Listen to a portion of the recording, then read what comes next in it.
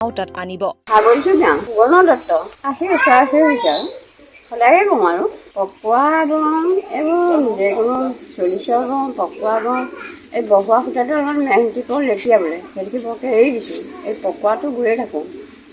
কাৰ্গিল বওঁ, তাৰপৰা আৰু এহেজাৰ পকোৱাটো বওঁ, ৰাজলক্ষ্মীটো বওঁ, আৰু কেৰিনাটো বওঁ। এইকেইটা মই বৈ আছোঁ। মোক তাঁতশালৰ বেচিলে উপাৰ্জন মই এখন গামোচাত 2000কৈও বেচোঁ, খেলখনত 2500কৈও বেচোঁ। গামোচা লৈ মোৰ দাম হৈ গৈ থাকে।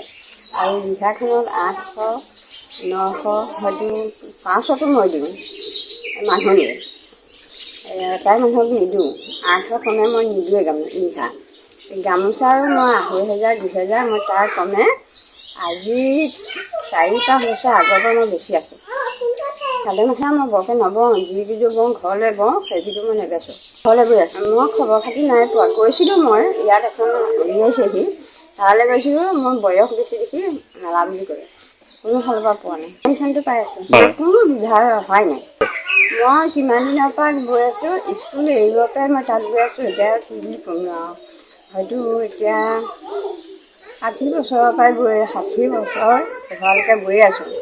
20 বছৰ, 15 বছৰৰ পৰাই মই তাত গৈছোঁ। ধৰি সূতা থাকে, 40 সূতাৰ থাকে, আৰু বৰমূলীয়া মুগাৰো ব'ব পাৰি। যেই ইচ্ছাৰ কথা, তোমাৰ ইচ্ছাৰে ব'ব পাৰি। গামোচাবোৰৰ নাম আৰু আমি গামোচা বুলিহে কওঁ। ফুল গামোচাবিলাকত গোটেই বুটা আৰু ফুল, আৰু ভকতীয়া গামোচাবিলাকত ফুল এটাহে আগতে, আৰু দৰা বৰণৰ গামোচাখনতো ফুল এটাহে আগত। ইটো আগত নিদিওঁ, ইটো আগত আঁচু দি আৰু পাণ কটাটো দি দিওঁ। হ'ব চকুৱে দেখি আছোঁ। চশমা নলওঁ, চশমা লৈ ব'ব নোৱাৰোঁ। পাৰোঁ, পূৰা পাৰোঁ। যিমান ডাঙৰ ফুল দেখিছা মই সিমানৰ বাচিছোঁ। 200, 250, হয়তো বোলে 300 টকা, 300 মোক ফুল এটা বাচি দিয়া। আনি দিলে মই সেইটো বাচিব পাৰিম। খালি যেনিবা কি হয়, মোৰ মানে কামে কাজে গোটেই ঘৰখনত যেন কাম কৰি থাকোঁ, সেইক্ষেত্রে মানে ফুল বাচোঁতে হয় 5 দিন হয়, 4 দিন হয়, সেইটো ক'ব নোৱাৰোঁ।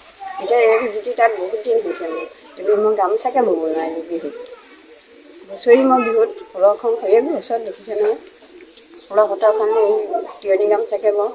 7খন গামোচা 7টা জেগাত দিবই লাগে, আৰু মুকলিয়া মই প্ৰেজেণ্ট এটা দিব লাগিবই।